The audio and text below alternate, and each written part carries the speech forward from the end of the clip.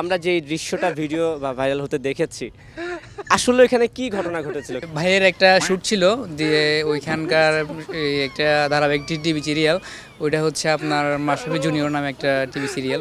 তো ওইখানে ভাইয়ের একটা শ্যুট ছিল, তো আমি ভাইয়ের সাথে গিয়েছিলাম ওইখানে। তো হয়েছিল কি যে হঠাৎ করে ভাইয়ের পুলিশের ড্রেস ছিল, সব কিছু সেট আপও ছিল।